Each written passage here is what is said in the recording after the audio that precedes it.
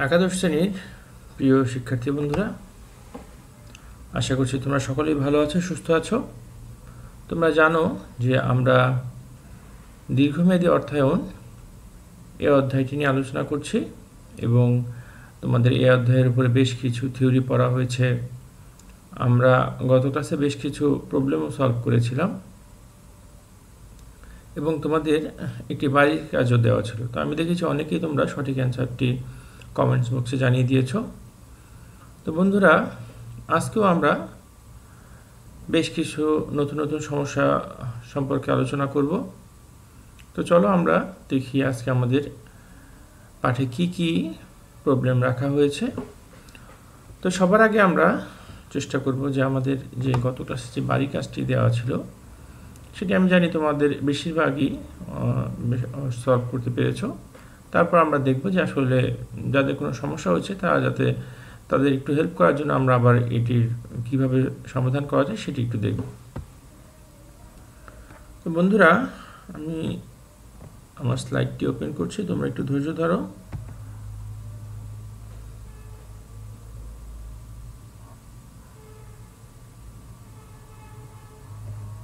আচ্ছা, আমি স্লাইডটি ওপেন করার আগে আমার ছবিটা একটু ছোট করে দিই যাতে তোমরা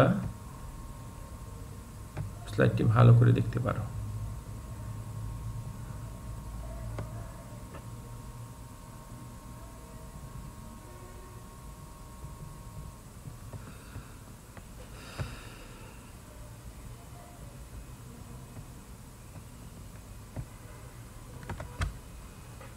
বন্ধুরা, আমি প্রথমে আমার পরিচয়টি একটু দিয়ে নিচ্ছি।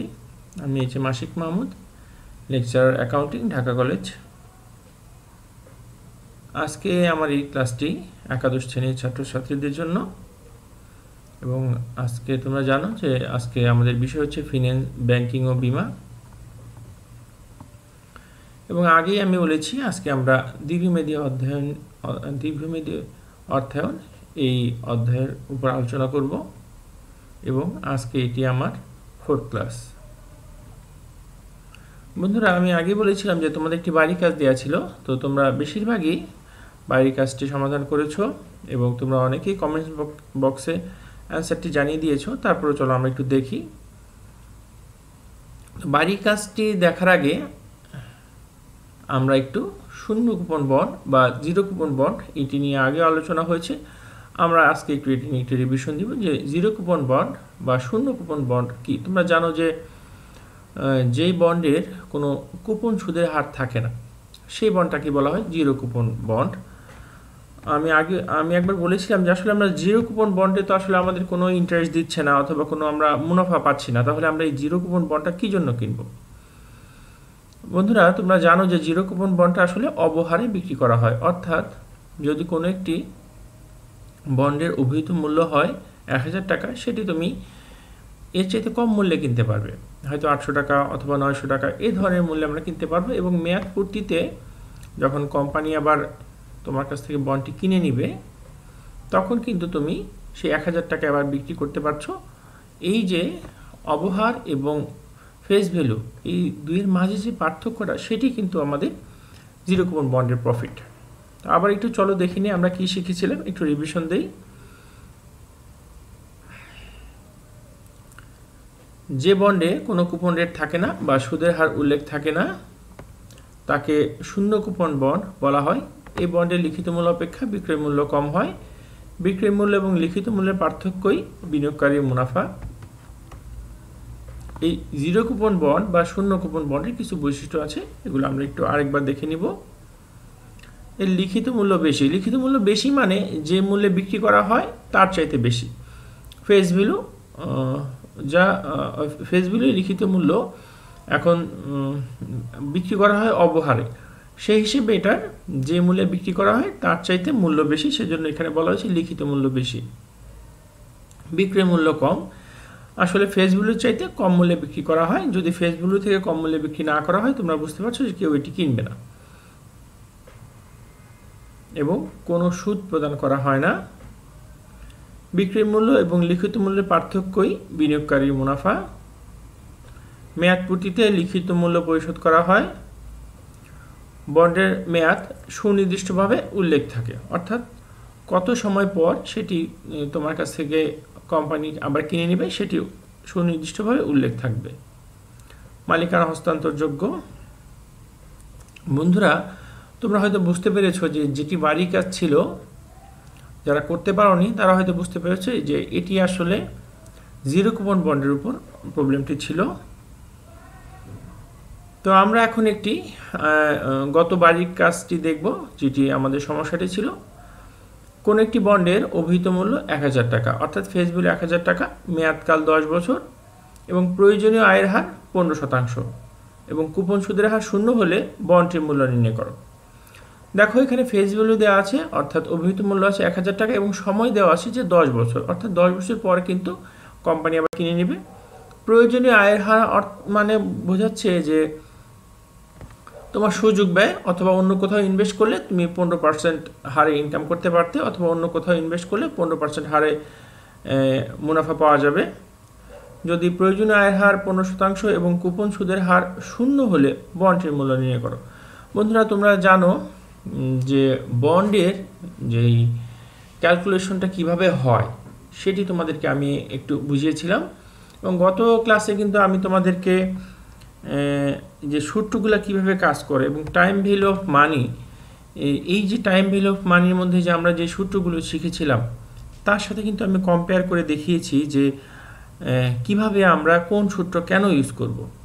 তো আজকে কিন্তু আমি এই আগের সূত্রের সাথে তেমন তোমাদের সাথে আর করব না, যে আগের গত ক্লাসে যেমন কম্পেয়ার করে দেখিয়েছি এই কম্পেয়ারে যাব না, কারণ একই জিনিস যদি বারবার টানি তাহলে হয়তো নতুন জিনিস শিখতে তোমাদের সমস্যা হতে পারে। তো আমি একটু বন্ড সম্পর্কে একটু বলি যে দেখো, বন্ডটা যদি তুমি কেনো তাহলে কি হবে, সাধারণভাবে যেসব বন্ডে কুপন সুদের হার থাকে তাহলে তুমি বন্ড কিনলে তুমি নির্দিষ্ট হারে ইন্টারেস্ট পাচ্ছ। 5 বছরের জন্য যদি হয় তাহলে 5 বছর ধরে ইন্টারেস্ট পাবে, এবং 5 বছর পরে তুমি তোমার যে ইনভেস্টমেন্টের টাকা, অর্থাৎ যেই টাকা দিয়ে বন্ডটি কিনেছিলে সেটি আবার ফেরত পাবে।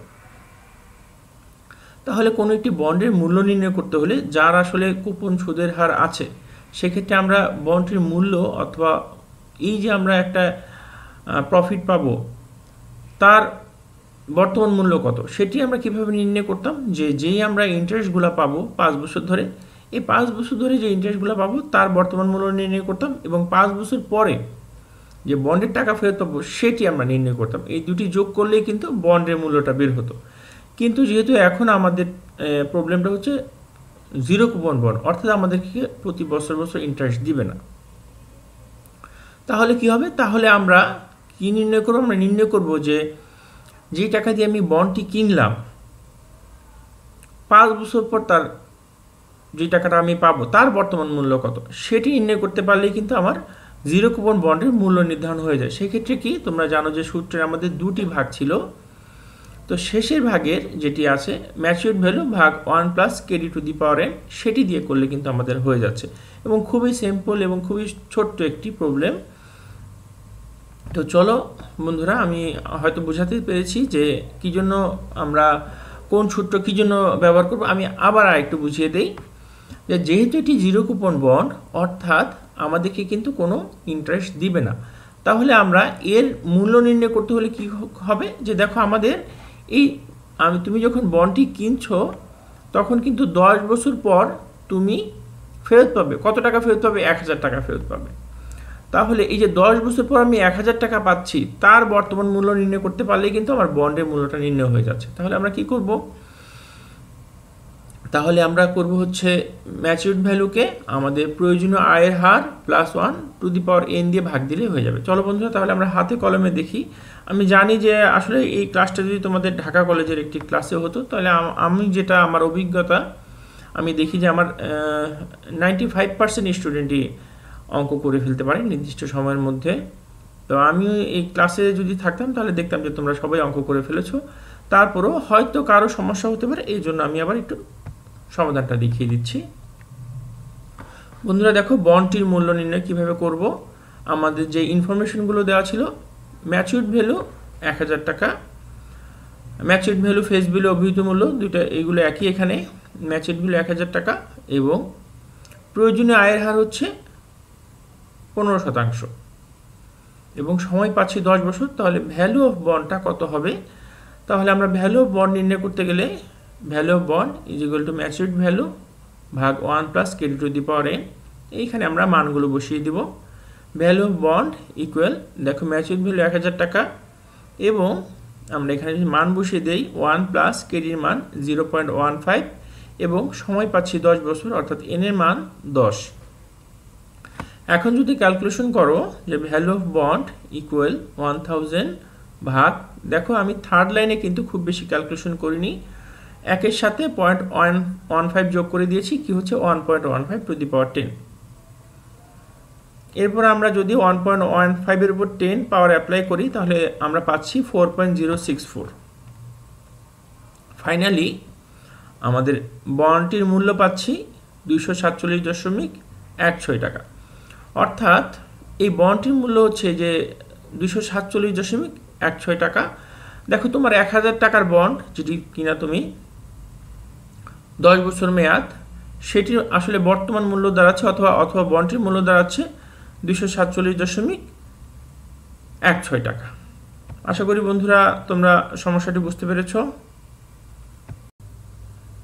শিক্ষার্থী বন্ধুরা, আমার মনে হয় আমার ছবিটা যদি একটু ছোট করি তাহলে হয়তো তোমরা স্লাইডটা সম্পূর্ণ দেখতে পাবে। আশা করি এখন আর কোনো সমস্যা হবে না। তো বন্ধুরা চলো আমরা আরও একটি প্রবলেম দেখি এবং বোঝার চেষ্টা করি প্রবলেমে কি বলা হয়েছে।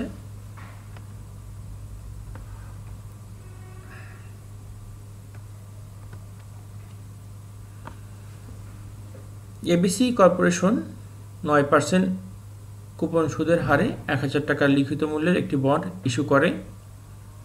বন্ডটির মেয়াদ পূর্তি হতে আরও 8 বছর সময় লাগবে। বন্ডটির কুপন সুদ প্রতি 6 মাস পর পর প্রদান করা হয়। যদি প্রয়োজনীয় আয়ের হার 9% হয় তবে বন্ডটির বাজার মূল্য কত? শিক্ষার্থী বন্ধুরা, আসলে আমাদের কোনো একটি প্রবলেম সলভ করার চাইতে বেশি দরকার হচ্ছে যে প্রবলেমটি আমরা বুঝতে পেরেছি কিনা, অর্থাৎ এখানে কি বলেছে এবং আমাদেরকে কি নির্ণয় করতে হবে, এটুকু যদি বুঝতে পারি তাহলে আসলে আমাদের যে কোনো প্রবলেম সলভ করা একটু সহজ হয়। তো চলো আমরা একটু বোঝার চেষ্টা করি। দেখো এটি কিন্তু আমাদের এর আগে যে আমরা প্রবলেম সলভ করেছিলাম সেখানে কোনো কুপন সুদের হার ছিল না, এখানে কিন্তু আছে। এবিসি কর্পোরেশন 9% কুপন সুদের হারে 1000 টাকা লিখিত মূল্যের একটি বন্ড ইস্যু করছে, অর্থাৎ ফেস ভ্যালু বা অভিহিত মূল্য হচ্ছে আমাদের 1000 টাকা এবং সময় দেওয়া আছে কত? 8 বছর। বন্ডটির কুপন সুদ প্রতি 6 মাস পর পর প্রদান করা হয়। যদি প্রয়োজনীয় আয়ের হার 9% হয় তবে বন্ডটির বাজার মূল্য কত? বন্ধুরা দেখো, আমরা গত ক্লাসে কিন্তু এই ধরনের সম্পূর্ণ এই ধরনের না হলেও কাছাকাছি হবে, এই ধরনের বেশ কিছু প্রবলেম আমরা সলভ করেছিলাম এবং আমাদের গত ক্লাসে যে প্রবলেমগুলো সলভ করেছিলাম সেটির সাথে এটির সবচেয়ে বড় পার্থক্য হচ্ছে যে গত ক্লাসের প্রবলেমগুলোতে ইন্টারেস্ট কাউন্ট করা হতো বার্ষিক ভিত্তিতে, অর্থাৎ ইয়ারলি বেসিসে, এবং এখানে আমরা দেখতে পাচ্ছি যে কুপন সুদের হার প্রতি 6 মাস পর পর দেওয়া হয়, অর্থাৎ ইন্টারেস্ট দেওয়া হচ্ছে প্রতি 6 মাস পর পর। এখানে তাহলে আমাদের বন্ডটির মূল্য নির্ণয় করতে হলে কি করতে হবে? কোন একটি বন্ডে যে আমাদের মূল্য নির্ণয় করতে হলে এই বন্ড যে আমাদের ইন্টারেস্ট দিচ্ছে, এই প্রতি বছর যে ইন্টারেস্টগুলো দিচ্ছে তার আমরা বর্তমান মূল্য নির্ণয় করব এবং সময় শেষে অর্থাৎ মেয়াদ পূর্তিতে আমরা যে বন্ডের মূল্যটা ফেরত পাচ্ছি তার বর্তমান মূল্য নির্ণয় করব। এই দুটি মূল্য যদি আমরা যোগ করি তাহলে বন্ডের মূল্য বের হচ্ছে। এখন দেখো যে আমরা যে 9% হারে ইন্টারেস্ট পাচ্ছি তার বর্তমান মূল্য নির্ণয় করতে হলে কি করতে হবে? সেটি বর্তমান মূল্য নির্ণয় করব হচ্ছে আমরা ইন্টারেস্ট ইন্টু 1 মাইনাস 1 ভাগ 1 plus KD to the power n ভাগ কেডি। এখন এখানে কিন্তু ইন্টারেস্ট আমাদেরকে দেওয়া হচ্ছে বছরে 2 বার, সেহেতু আমরা যে ইন্টারেস্ট পাচ্ছি সেটিকে কিন্তু আমরা 2 দিয়ে ভাগ দিব এবং আমাদের যেই প্রয়োজনীয় আয়ের হার কেডি সেটিকেও 2 দিয়ে ভাগ দিব এবং n এর সাথে আমরা 2 গুণ করব। এই ধরনের অঙ্ক তোমরা টাইম ভ্যালু অফ মানিতে অনেক করেছো, তো আমি আশা করব যে তোমরা হয়তো খুব ভালোভাবেই অথবা খুব সহজেই বুঝতে পারবে। তাহলে দেখো, যদি আমরা ইন্টারেস্ট ইন্টু 1 মাইনাস 1 ভাগ 1 plus KD to the power N ভাগ কেডি, এই সূত্র অ্যাপ্লাই করি, তাহলে আমরা কি পাচ্ছি? তাহলে এই সূত্রের মাধ্যমে আমরা পাবো হচ্ছে যে প্রতি বছর যে আমরা ইন্টারেস্ট পাবো, 8 বছর যে ইন্টারেস্ট পাবো, সেই 8 বছর যে ইন্টারেস্টগুলো পাবো তার মূল্য বের হচ্ছে। এবং সাথে কি বন্ডের ক্ষেত্রে কিন্তু আমরা মেয়াদ পূর্তিতে বন্ডের মূল্যটা আবার ফেরত পাই। তাহলে 8 বছর পরে কিন্তু আমি আবার এই যে 1000 টাকা সেটিও কিন্তু আবার ফেরত পাবো, যে 1000 টাকা সেটিও আমি ফেরত পাবো। তাহলে এই যে 1000 টাকার বর্তমান মূল্য নির্ণয় করবো কীভাবে, অথবা 1000 টাকার ভ্যালুটা আমরা কীভাবে নির্ণয় করবো, সেটি হচ্ছে ম্যাচুরিড ভ্যালু ভাগ 1 plus KD to the power N. এবং এখানে কিন্তু কেডিকে আবার যেহেতু 6 মাস পর পর অর্থাৎ বছরে 2 বার ইন্টারেস্ট কাউন্ট করা হয়, কেডিকে আমরা 2 দিয়ে ভাগ দিব এবং এন এর সাথে 2 গুণ করব। এটি করলে এবং আগে যেটা আমরা বের করলাম ইন্টারেস্ট পাচ্ছি 8 বছর ধরে তার মূল্য, এবং এখন বের করলাম কি, এখন বের করলাম যে আমরা যেই 8 বছর পরে বন্ডের মূল্য পাবো তার বর্তমান মূল্য, এই দুটি যোগ করলে কি হচ্ছে, আমাদের বন্ডের মূল্য বের হচ্ছে। তো বন্ধুরা, আমার মনে হয় তোমরা অনেকে করেও ফেলেছো, এই ধরনের অঙ্ক তোমাদের আগে করানো হয়েছে। শুধু আমাদের পার্থক্য হচ্ছে এখানে আগের অঙ্কগুলোতে ছিল বন্ডের ইন্টারেস্ট প্রদান করা হতো ইয়ারলি বেসিসে, আর এখানে প্রতি 6 মাস পর পর করা হচ্ছে। তো হয়তো অনেকেই করে ফেলেছো, যাদের একটু সমস্যা হচ্ছে তারা একটু আবার অঙ্কটা ভালো করে বুঝে নাও। আমি তোমাদের কীভাবে অঙ্কটি করতে হবে সেটি এখন দেখিয়ে দিব। এবিসি বন্ডের বাজার মূল্য, দেখো আমাদের ম্যাচিড ভ্যালু অথবা অভিহিত মূল্য আছে আমাদের 1000 টাকা, এবং আমাদের বন্ডের কুপন সুদের হার হচ্ছে 9%। তাহলে 1000 টাকার উপর 9% যদি আমরা ধরি তাহলে হচ্ছে 90 টাকা, এবং প্রয়োজনীয় আয়ের হারও 9%, সময় পাচ্ছি 8 বছর, এবং আমাদের এখানে 6 মাস পর পর ইন্টারেস্ট প্রদান করা হয়, তাহলে বছরে 2 বার ইন্টারেস্ট প্রদান করা হয়, সেজন্য আমি এম ইজ ইকুয়াল টু 2 লিখলাম। তাহলে আমরা বের করব ভ্যালু অফ বন্ড। বন্ধুরা, এই সূত্রের সাথে তোমরা পরিচিত আছো, গত ক্লাসে আমি এই সূত্রটা নিয়ে আলোচনা করেছি, কেন এই সূত্র হয়, কিভাবে হয়, এবং এই সূত্রের যে মেকানিজমটা আমি আলোচনা করেছি, আশা করি তোমরা বুঝতে পেরেছিলে। তো আমরা এই সূত্রের মাধ্যমে আজকে এই প্রবলেমটা সলভ করব। সূত্রটা বন্ড ইকুয়াল ইন্টারেস্ট ভাগ এম ইন্টু 1 মাইনাস 1 ভাগ 1 প্লাস কেডি ভাগ M to the power N into M ভাগ কেডি ভাগ M plus matured value 1 plus KD ভাগ M to the power N into M. এখন এই সূত্রে আমরা দেখো মানগুলো বসিয়ে দিই, যে আমরা মানগুলো বসিয়ে দিলে পাচ্ছি, দেখো আমাদের ইন্টারেস্ট ছিল আমাদের কত, 1000 টাকার উপর 9%, 90 টাকা, 90 টাকা, এবং আমাদের বছরে 2 বার যেহেতু ইন্টারেস্ট কাউন্ট করা হয়, অর্থাৎ 6 মাসে কিন্তু তুমি 90 টাকা পাবে না শিক্ষার্থী বন্ধুরা, 6 মাসে কিন্তু তুমি পাবে 45 টাকা। ওই জন্যই কিন্তু আমি এই 90কে 2 দিয়ে ভাগ দিলাম, ইন্টু 1 মাইনাস 1 ভাগ 1 প্লাস কেডির মান হচ্ছে 9% অর্থাৎ 0.09 ভাগ 2, এম এর মান 2, এবং 8 ইন্টু 2 ভাগ কেডি এবং এম এর মান বসিয়ে দিলাম 0.09 ভাগ 2 প্লাস ম্যাচুরিড ভ্যালু হচ্ছে আমাদের 1000 টাকা ভাগ 1 প্লাস কেডি 0.09 ভাগ 2 into two the power 8 into 2। আমি এই ক্যালকুলেশনটা খুব সহজ করে করি, এবং তোমরা হয়তো অনেকেই 2-3 লাইন শর্ট করে ফেলো। তো আমি তোমাদেরকে অনুরোধ করব, যদি পরীক্ষা হলে সময় কম থাকে সেক্ষেত্রে তোমরা শর্ট করবে, যদি পরীক্ষা হলে পর্যাপ্ত সময় থাকে সেক্ষেত্রে কোনো গাণিতিক সমস্যাগুলো শর্ট না করে লাইন বাই লাইন অথবা স্টেপ বাই স্টেপ করা ভালো। এতে হচ্ছে যে একটা সুবিধা, তোমাদের ভুল কম হবে। অনেকেই যারা শর্ট করো তোমাদের তখন কোথায় ভুল হয়ে যাচ্ছে সেটা ধরতে পারো না, এবং তুমি পরীক্ষা দিয়ে আসলে অঙ্ক করে আসলে জানলেও না যেটা ভুল হয়ে গেছে। আবার অনেকে বেশি শর্ট করলে কিন্তু মার্কস কম পাওয়ার সম্ভাবনা আছে। সুতরাং যদি তোমাদের পরীক্ষা হলে পর্যাপ্ত সময় থাকে তাহলে অঙ্কটা ডিটেলস করার চেষ্টা করবে। যদি দেখা যায় যে সময় খুব কম, তাহলে হয়তো 1-2 লাইন শর্ট করা যেতে পারে। তো আমি দেখবে যে প্রতিটা অঙ্কই তোমাদের খুব ভেঙে ভেঙে করাই, যাতে তোমরা খুব সুন্দরভাবে বুঝতে পারো। দেখো পরের লাইনে আমরা 90কে 2 দিয়ে ভাগ দিলাম, হচ্ছে 45 ইন্টু 1 মাইনাস 1 ভাগ 1 প্লাস 0.09কে যদি আমরা 2 দিয়ে ভাগ দিই বের হচ্ছে 0.045, এবং 8কে 2 দিয়ে গুণ দিলে হচ্ছে 16, এবং দেখো ভাগ আকারে আছে 0.09কে 2 দিয়ে ভাগ দিলে হচ্ছে 0.045 প্লাস 1000 1 প্লাস 0.09কে 2 দিয়ে ভাগ দিলে হচ্ছে 0.045 টু দি পাওয়ার 16। পরের লাইনে দেখো আমরা এই ফোর্থ লাইনে কিন্তু খুব বেশি ক্যালকুলেশন করিনি, শুধু 1 এর সাথে 0.045 যোগ করে দিয়েছি, তাহলে কি হচ্ছে 1.045। এখানেও 1 এর সাথে 0.045 যোগ করলে হচ্ছে 1.045। এখন আমি পাওয়ার 16কে অ্যাপ্লাই করলাম। পাওয়ার 16 অ্যাপ্লাই করলে দেখো আগের সব কিছু আগের মতোই আছে, 1 - 1 ভাগ পাওয়ার 16 অ্যাপ্লাই করলে হয় 2.0224। এখানে পাওয়ার অ্যাপ্লাই করলে হচ্ছে 2.0224। পরের লাইনে চলে যাই। এখন দেখো 1 দিয়ে ভাগ দিলাম 45, 1 - 1 দিয়ে ভাগ দিলে হচ্ছে 0.4945, আর বাকিটা আগের মতোই আছে। ক্যালকুলেশন করো, 1 থেকে এটা বিয়োগ দিলে পাচ্ছি 0.5055 এবং বাকিটা আগের মতোই 45 × 112.233 প্লাস 494.462।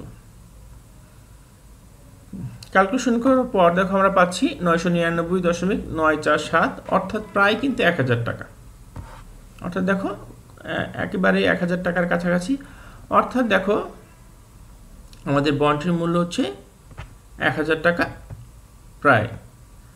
বন্ধুরা, আশা করি তোমরা এই সমস্যাটি বুঝতে পেরেছো এবং এটি না বুঝতে পারার কোনো কারণ নেই। এটি গত ক্লাসে এই ধরনের প্রবলেম করানো হয়েছিল। আজকে শুধু একটু পার্থক্য আছে। শিক্ষার্থী বন্ধুরা, এরপরে আমরা একটু অন্য ধরনের মানে এতদিন যেই আমরা প্রবলেমগুলো সলভ করেছি তার সাথে আলাদা একটি প্রবলেম সলভ করব।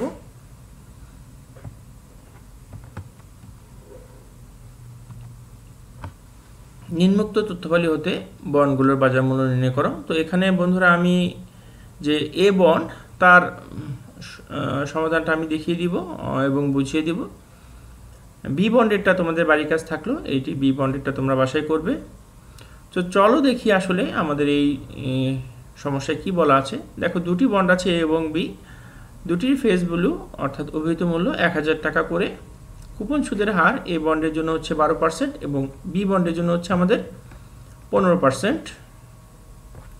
প্রয়োজনীয় আয়ের হার এ বন্ডের জন্য হচ্ছে 14%, বি বন্ডের জন্য হচ্ছে 18%। তো বন্ধুরা, এখন আমাদেরকে বলা হয়েছে যে এই ইনফরমেশনগুলো থেকে বন্ডের বাজার মূল্য নির্ণয় করতে। এই আগের যে আমরা সমস্যাগুলো সলভ করলাম তার থেকে এটা পার্থক্য দেখো, দুটিরই কিন্তু আগেরগুলোতে কিন্তু ফেস ভ্যালু ছিল, কুপন সুদের হার ছিল এর একটু আগে যেটি করলাম, এবং প্রয়োজনীয় আয়ের হার ছিল। কিন্তু আগের অঙ্কটাতে কিন্তু দেখো যে তোমাদের সময় ছিল 8 বছর, এখানে কিন্তু সময় নাই। অর্থাৎ আমাদের যে এর আগে আমরা থিওরি ক্লাসে বলেছিলাম যে কিছু বন্ড আছে যার আসলে কখনোই মূল্য পরিশোধ করা হয় না আজীবনের জন্য, সেই ধরনের একটি সমস্যা আমরা এখানে দেখতে পাচ্ছি।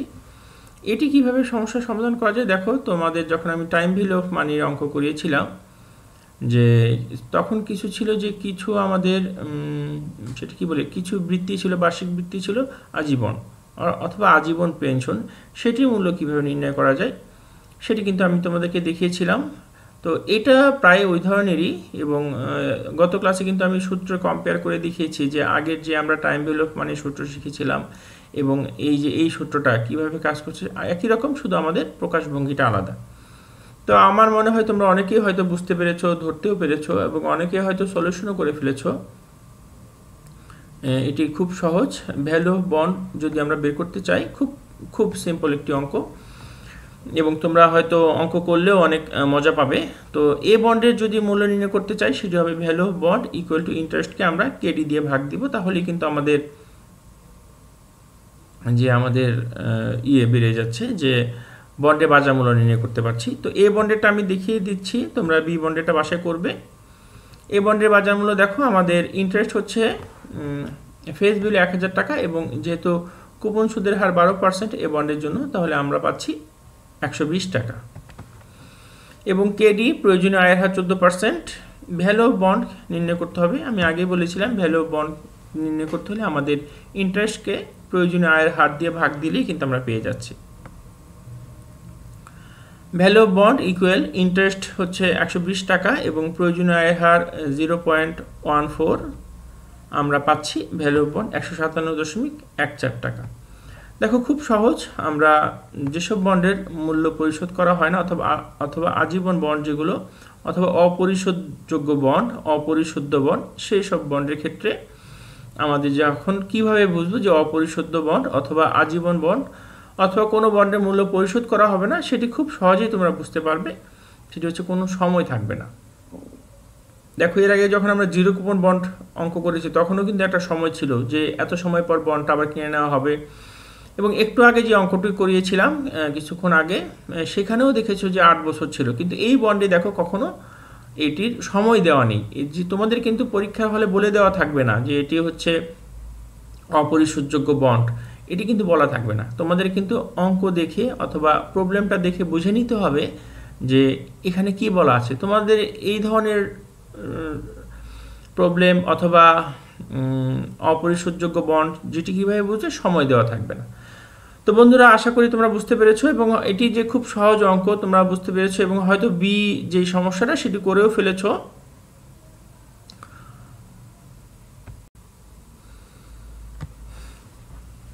প্রিয় শিক্ষার্থী, আমরা বেশ কয়েকটি সমস্যা নিয়ে আলোচনা করলাম এবং সমাধান করলাম।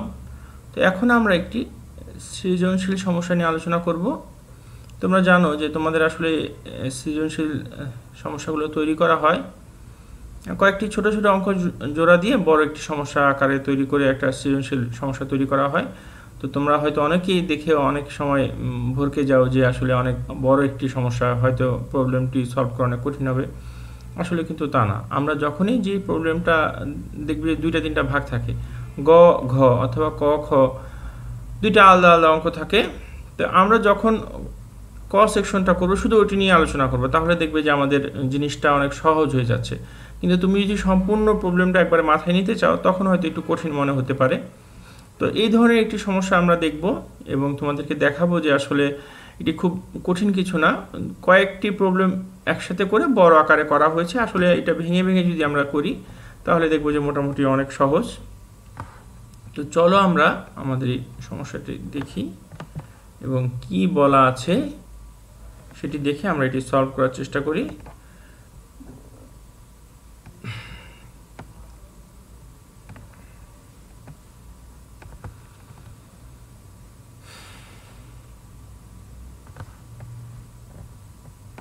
জনাব আতিক জেনেভা কোম্পানি কর্তৃক ইস্যুকৃত 5 বছর মেয়াদী জিরো কুপন বন্ড ক্রয় করতে ইচ্ছুক। বন্ডের অভিহিত মূল্য 1000 টাকা।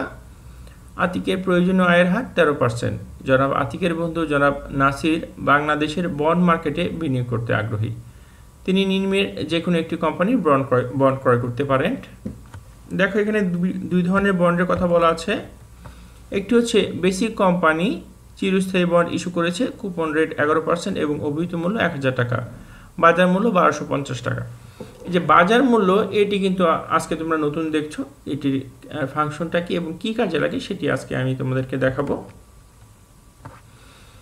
অন্যদিকে দেখো আরেকটি বন্ড আছে, রেনেটা কোম্পানি 5 বছর মেয়াদী বন্ড ইস্যু করেছে, কুপন রেট 12% এবং অভিহিত মূল্য 1000 টাকা, বাজার মূল্য 950 টাকা।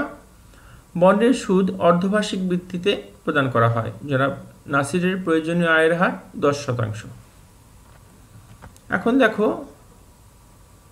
ক একটি সমস্যা, সেখানে বলা হয়েছে জনাব আতিকের সর্বোচ্চ কত টাকা দিয়ে বন্ড ক্রয় করা উচিত, এবং খতে বলা হয়েছে জনাব নাসিরের কোন কোম্পানির বন্ড ক্রয় করা উচিত। যুক্তিসঙ্গত উত্তর দাও।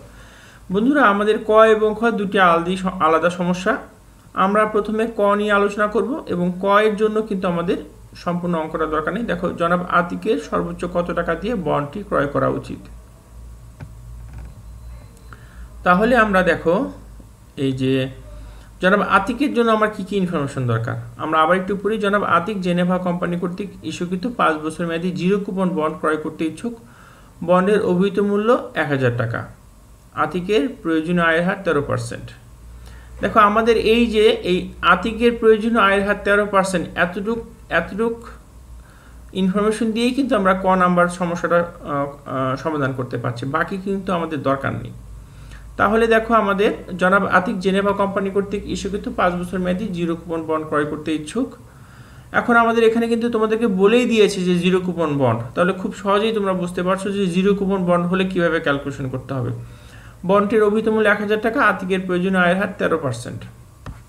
তাহলে জনাব আতিকের কত টাকা দিয়ে বন্ডটি ক্রয় করা উচিত, এটি তোমরা আগেও আমি এই ধরনের সমস্যা তোমাদের নিয়ে সমস্যা নিয়ে আলোচনা করেছি, সমাধান করেছি, তোমরা নিজেরাও বুঝেছো, তোমরা নিজেরা বাসায় করেছো, অ্যান্সারও দিয়েছো।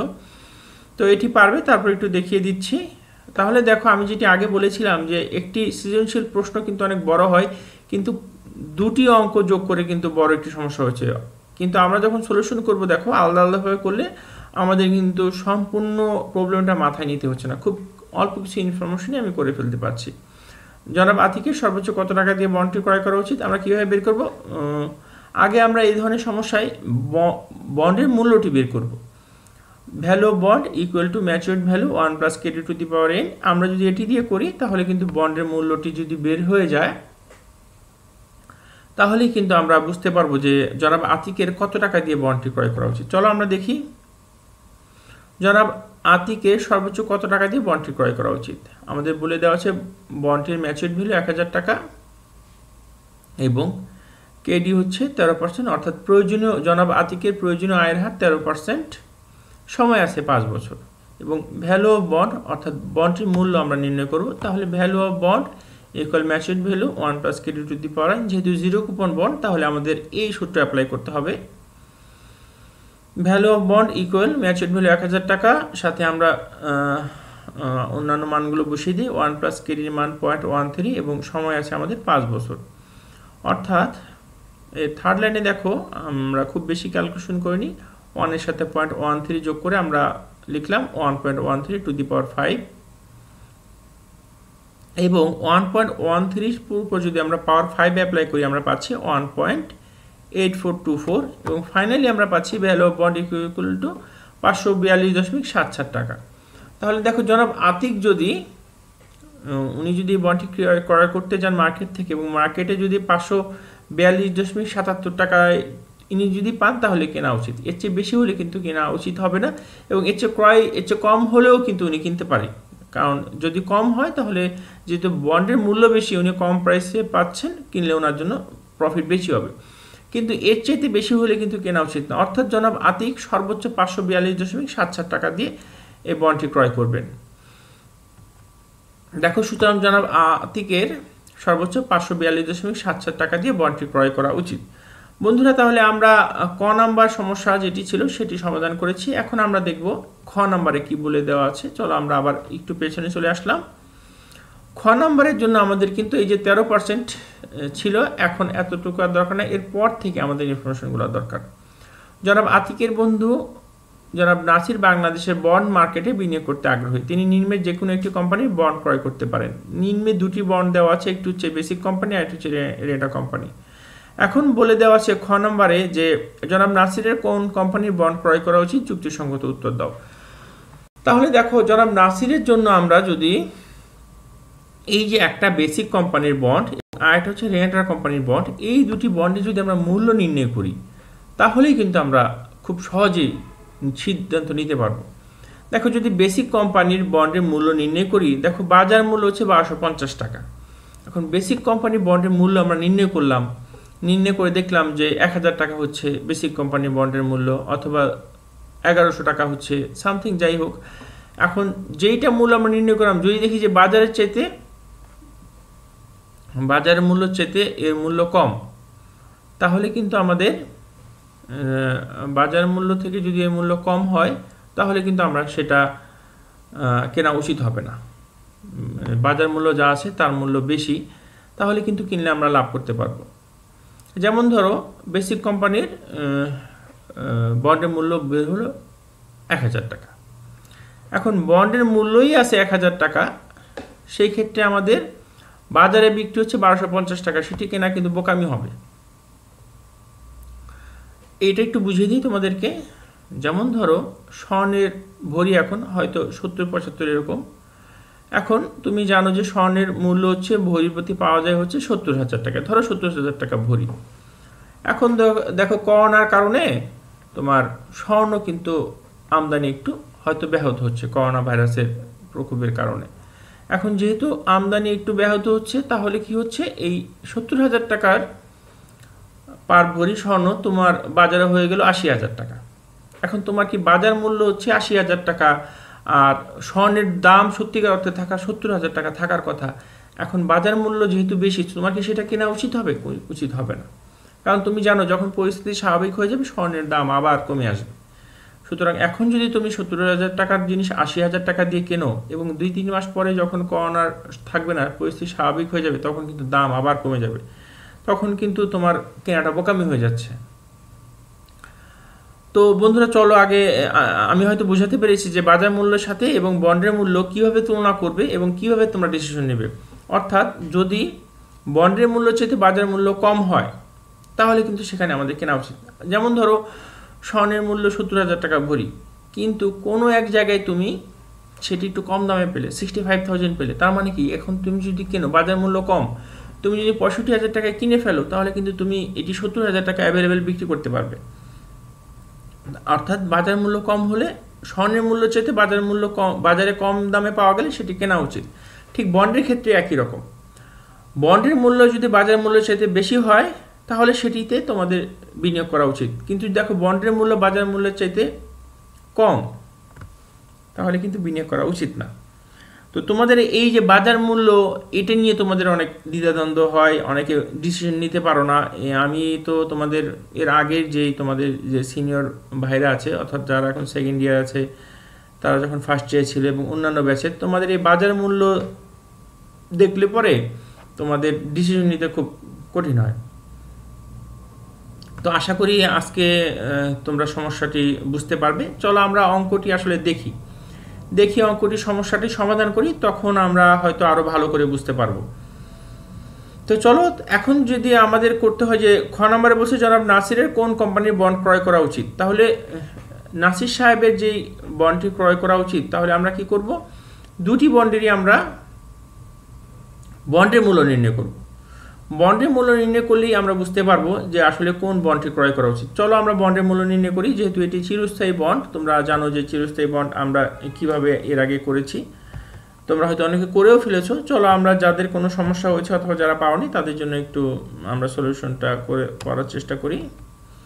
এটি হচ্ছে জনাব আতিকের ক নাম্বার, তোমরা আগেই দেখেছো, এটি আমি একটু দ্রুত চলে যাচ্ছি খ নাম্বারটাতে।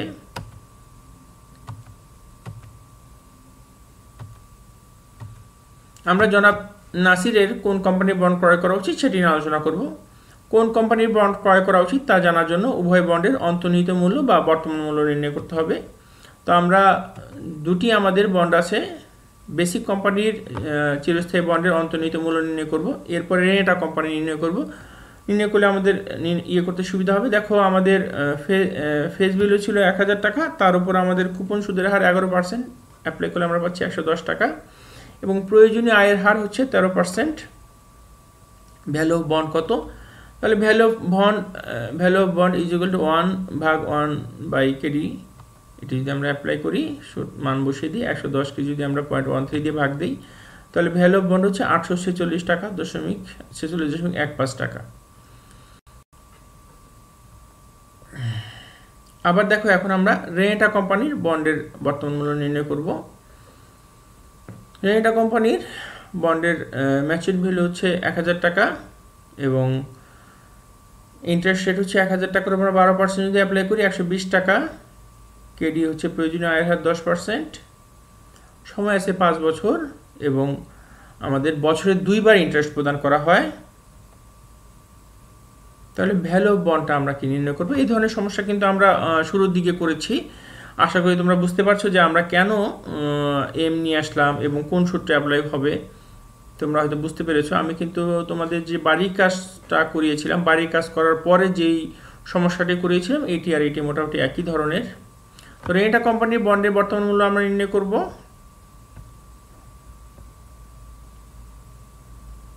রেনেটা কোম্পানির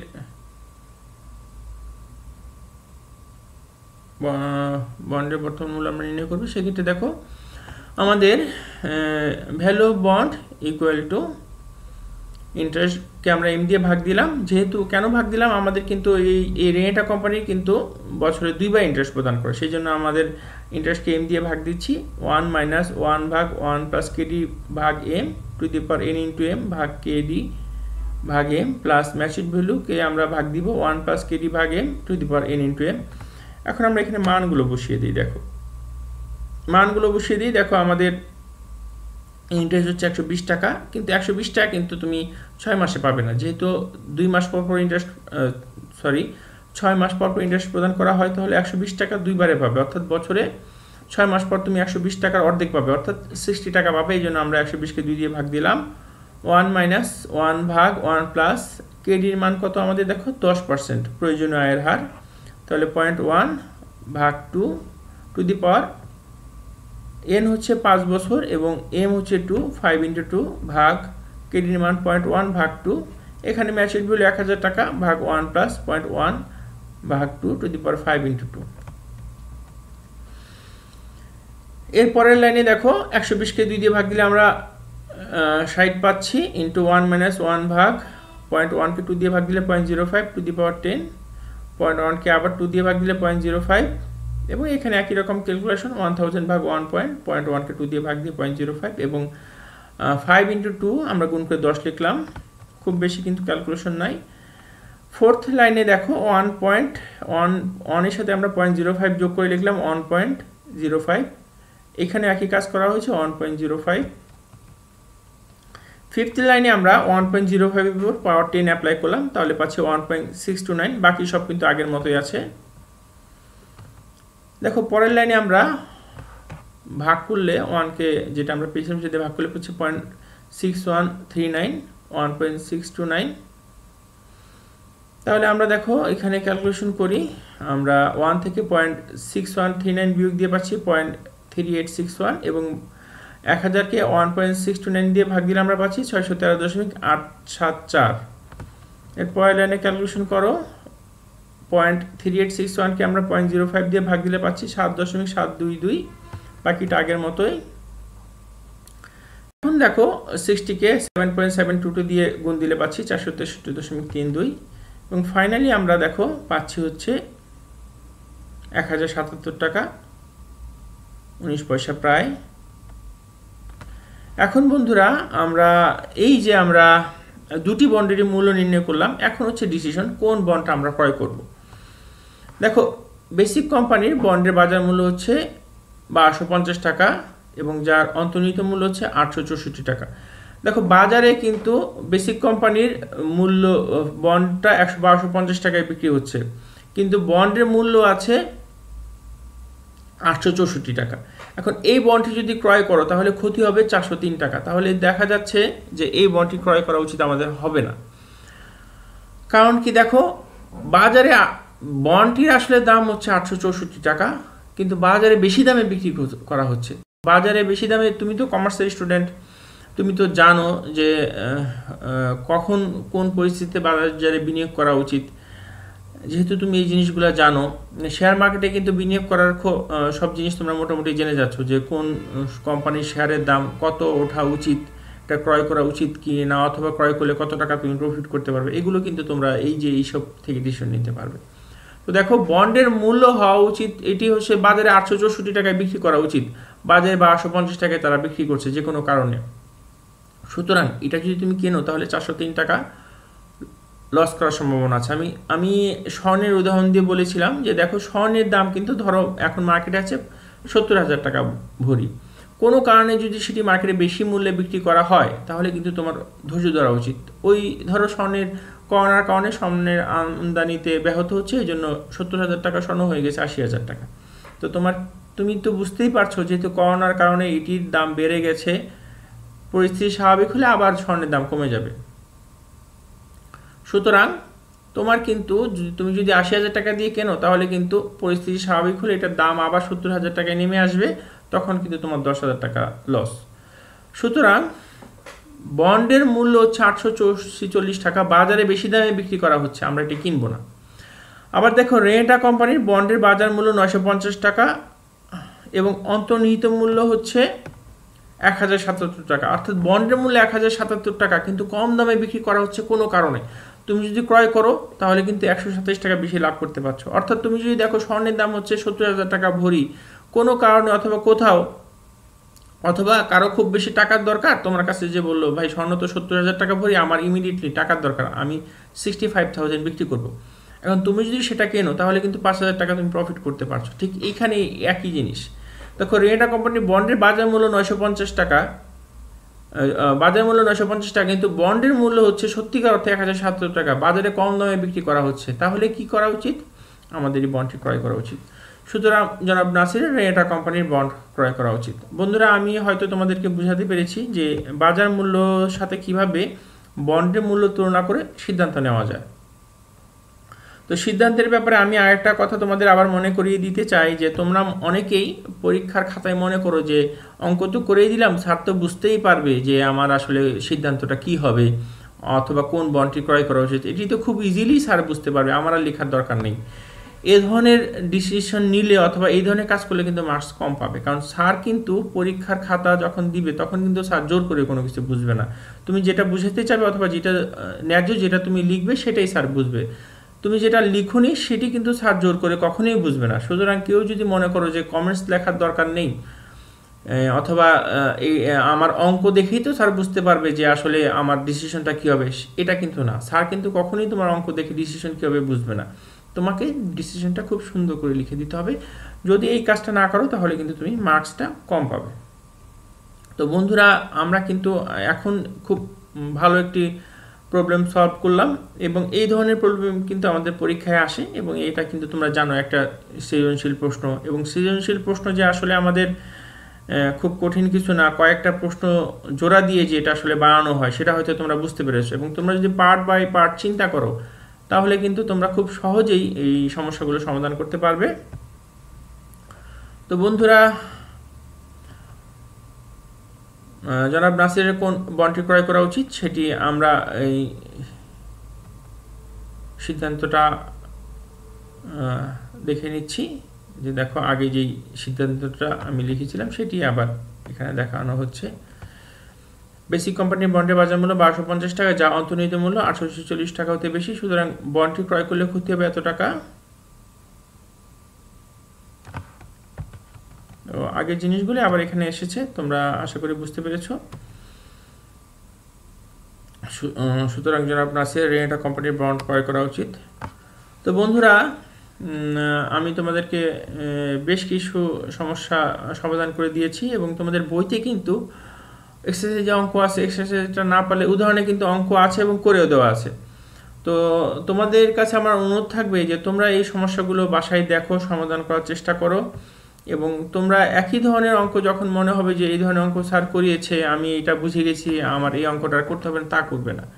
তোমাদের প্র্যাকটিস করতে হবে। বেশি বেশি প্র্যাকটিস না করলে কিন্তু পরীক্ষার হলে আমরা ভালো অ্যান্সার করতে পারবো না।